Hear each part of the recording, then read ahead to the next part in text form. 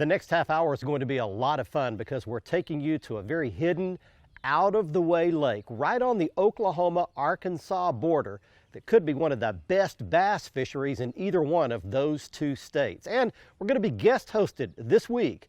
Fresh off the Bassmaster Pro Fishing Tour, Mr. Andrew Upshaw takes us on that adventure. Glad you're with us. Let's Fish TV is on the air right now. That is a fish. Oh man, look at this. It's time for the only program that brings you real-time fishing reports from the Southeast region every week. Oh my gosh. Oh, look at that. Woo! This is Let's Fish. Welcome to SWEPCO Lake, located in the western part of Arkansas. It's about a 500-acre lake, and the bass are biting from what I've heard, and it has some really big ones. Today we're going to target those with finesse plastics and try to catch one or two of those really nice basses. The fish are spawning from what I hear. Can't wait to get out there. This week you're having your fishing reports from your insider reporter from your local region. In the meantime, I'm going to get this low Stinger 198 bass boat launched, get it ready, and I'm going to tell you one thing, it's loaded with all the good stuff. In the meantime, I'm going to toss it back to the studio for your weekend planning. Hi there everybody, these Lunar Tables are predicting fair game fish activity throughout both days this weekend. Peak game fish activity begins around 6:08 Saturday and 7:08 Sunday morning. Evening activity will begin at 6:33 on Saturday and 7:33 on Sunday. Depending on your location, expect the sun to rise around 7:12 and set around 7:49. And evenings will feature a moon that is 55% visible. We'll be right back to check all of the current fishing reports from throughout the area. Plus, the one and only Mike Iaconelli will be here when we return on this week's Ask the Pro feature. Stick with us. All right, guys, today we're fishing a lake I've never been to before, SWEPCO Lake. It's in the western part of Arkansas. From what I've been told, it has a lot of really nice bass in it. Today, we're gonna target fish with ultra finesse tactics. I think I'm gonna pull out a Ned Rig and see what happens first. Ned rigging is definitely a crave right now. People are doing it all over the place, but not many people know everything about it. So today, you're gonna learn a little bit about how I approach Ned rigging and how you can catch more bass the next time you're on the water. Let's Fish TV is proudly backed by Mercury, Go Boldly, Lowrance, America's #1 fish finder, Gulf Shores and Orange Beach, Alabama. Get our free fishing guide at orangebeach.com. Motor Guides Tour Pro with GPS anchor. The tour is back. Blazer, high-performance boats for high-performance anglers. There we go. That's a nice one there, guys. It's a nice bass. This is a female here.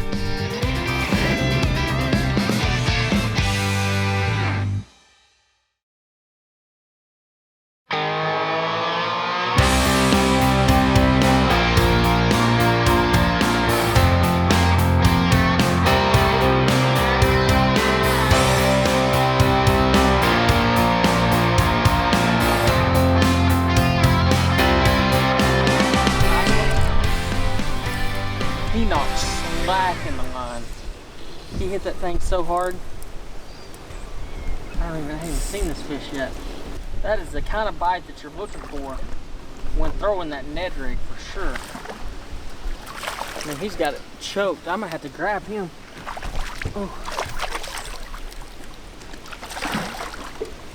come here. There we go. Wow, there we go. That's a nice one there, guys. Look how far down he has that Ned crawl. Just a nice bass. This is a female here. You can tell this is a female. Look at that belly, just big old blown out belly there. I want to explain to you one thing about fishing this Ned Rig. Let's get this fish back though, get it back in the water, and I'm gonna tell you a little bit about it. When I'm targeting bass that are getting ready to spawn or are spawning, there's a couple of key things that I'm looking for. First and foremost, what does the bank look like and how far back in cover can I get? So the way that SWEPCO lays out, it's a long skinny lake, has a big power plant on one end, a cold water discharge on the other, and there's these little bitty finger pockets. Well, the thing is early in the year, February, March, those fish are gonna spawn in the pockets. So go back in those pockets, get around laydowns, get around cut banks, or even transition banks. So what I mean by transition banks are where the rock goes from big to small rock. That's one thing. The other thing I look for is places that are completely protected from the conditions. So right here in this particular pocket, as you can tell, it's very calm. The main lake is rolling pretty good right now with a lot of wind. So right in here, it's calm.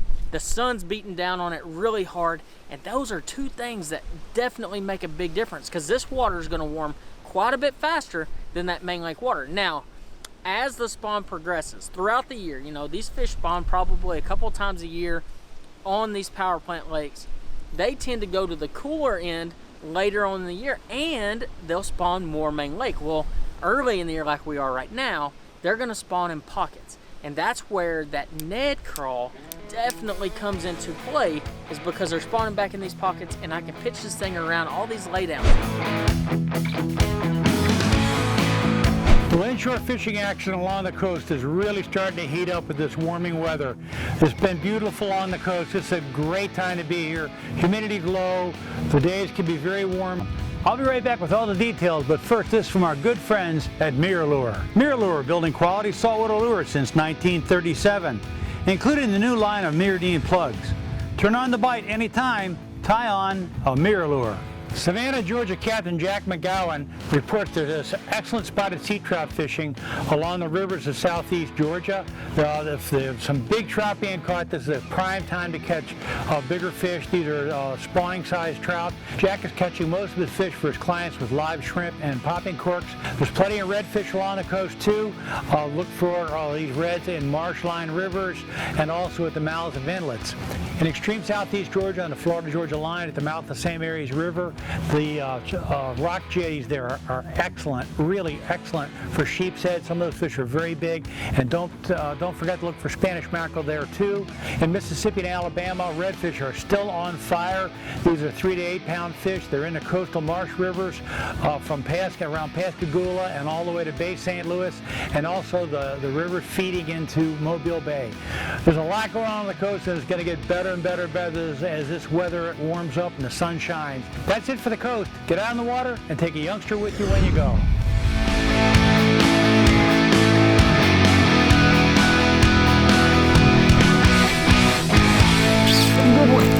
Oh my gosh.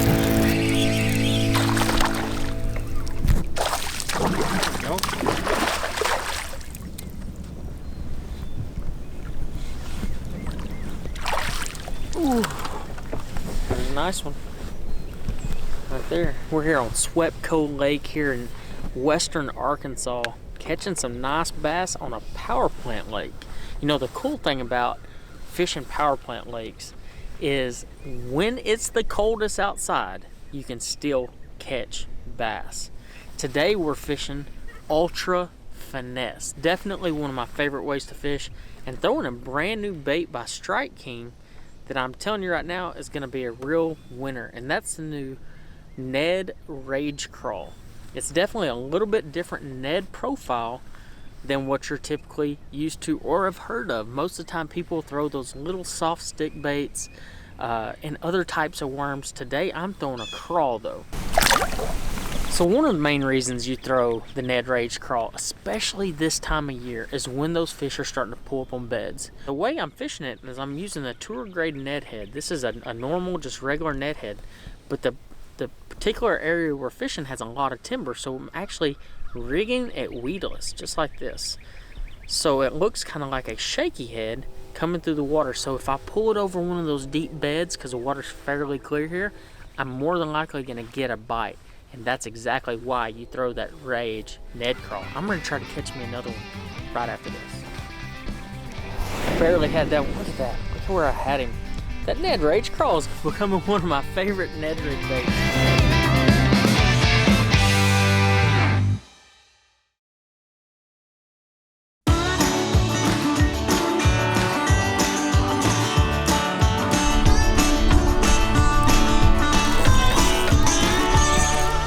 There's a nice one. Oh yeah. Oh yeah.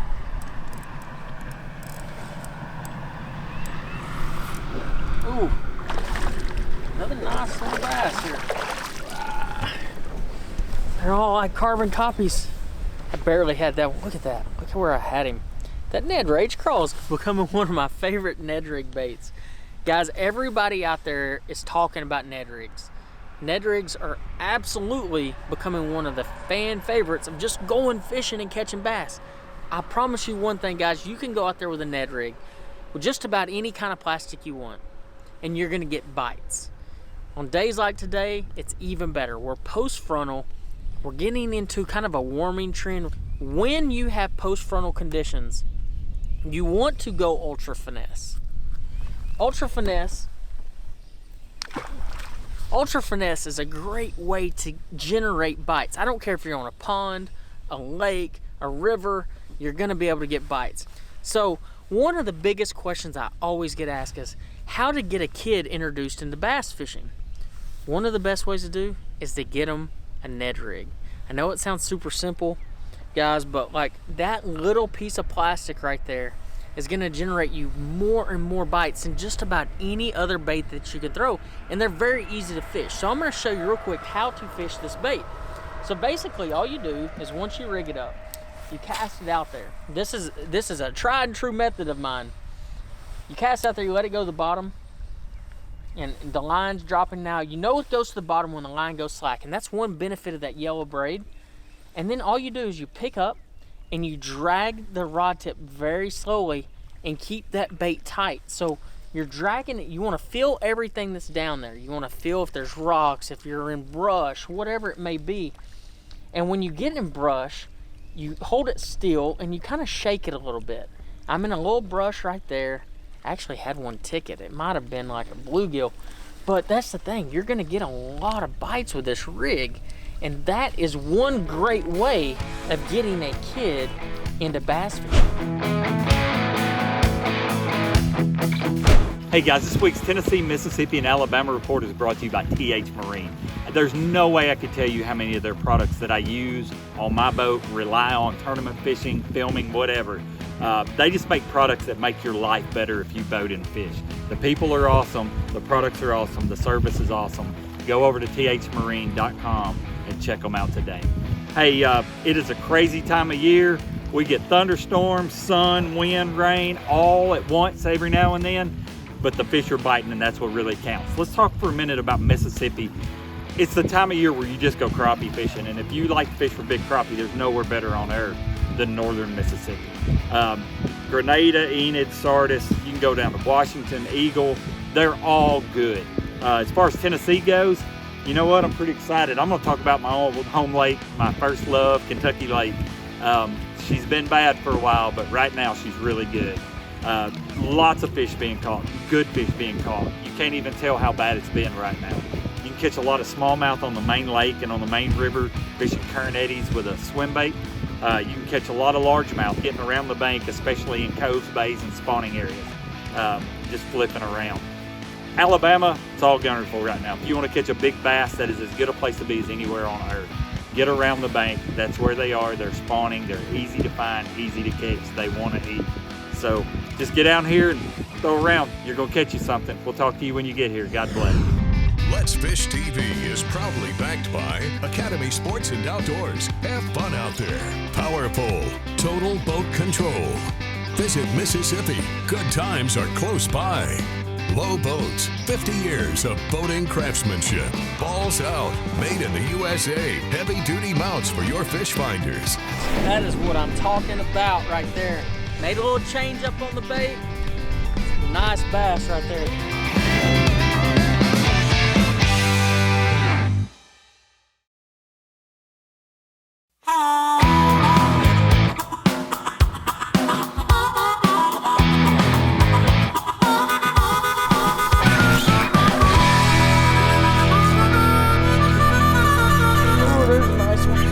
Get him out of the trees.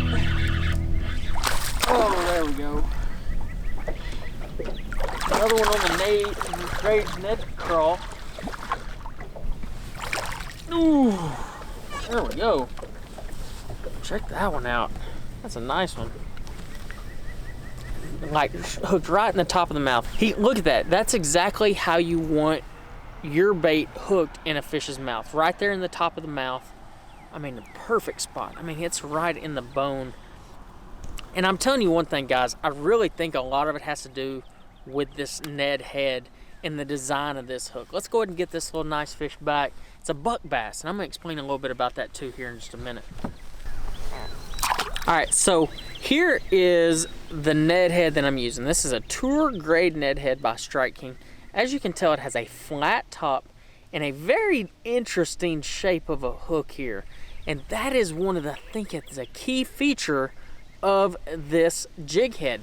You know, it's a very thin wire hook, has a keeper here, but I'm gonna show you exactly how to rig this thing weedless to make it work for you. So you just go in about, you know, 1/4 of an inch into the body, just like so, and you push it past the barb and you twist your hook.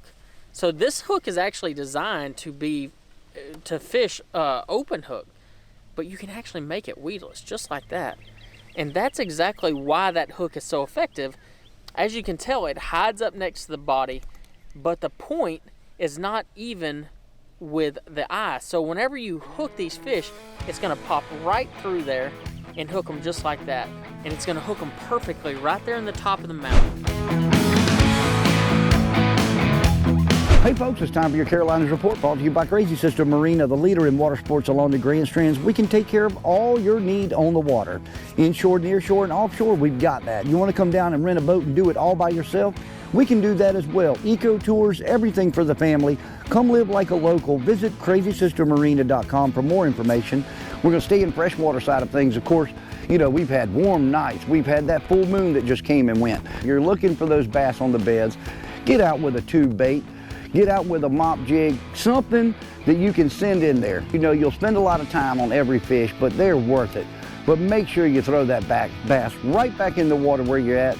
Those are the breeding fish that are going to give us the fish of the future. And unless you're in a tournament catching 30+ pound bags, which is happening right now in South and North Carolina in all the mini tournament series, but also those crappie are right on top of those brush piles. Up in a little bit shallower water now, you can get them with live bait. Get out with a root beer and chartreuse jig. Also, the white has been incredible. Fish right on top of those piles. Find those fish. They're going to feed up. Don't fish too deep.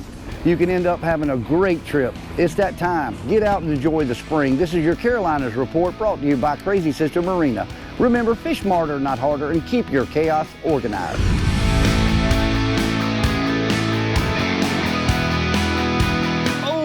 That's a big hit as soon as I went to hop it up again.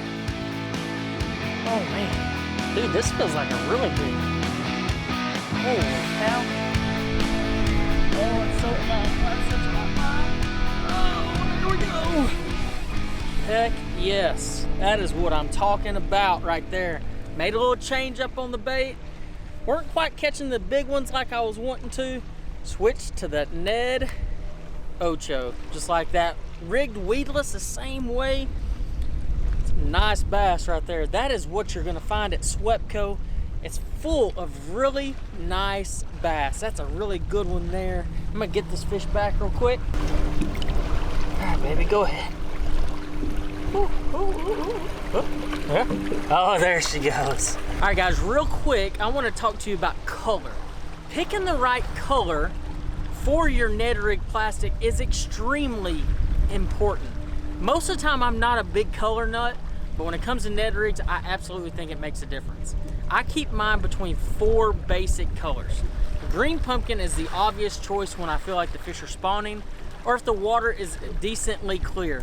If the water is really clear, that's when I switch it up. I actually go to a watermelon red like this, or a more shad color when that water is really clear. Now, if the water is dirty, that's when I switch it up to maybe red bug or morning dawn, that pink purple color.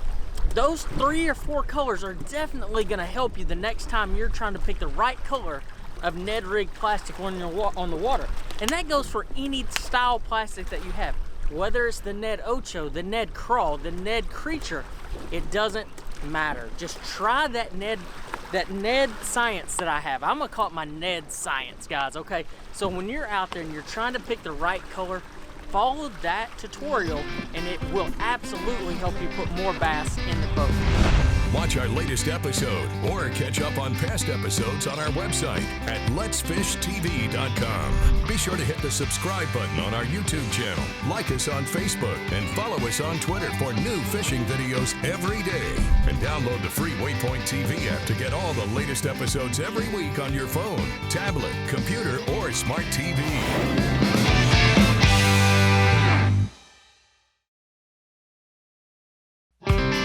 Let's Fish TV is proudly backed by Lose. Feel the difference. Waypoint Customs. Customize your boat your way. Strike King. Tie one on. Glacier Glove. Stay outdoors longer with our gloves, hats, and shades. Fishing Specialties. Makers of the premier mount assembly for live sonar. Glad you're back with us. It's time for the Ask the Pro question.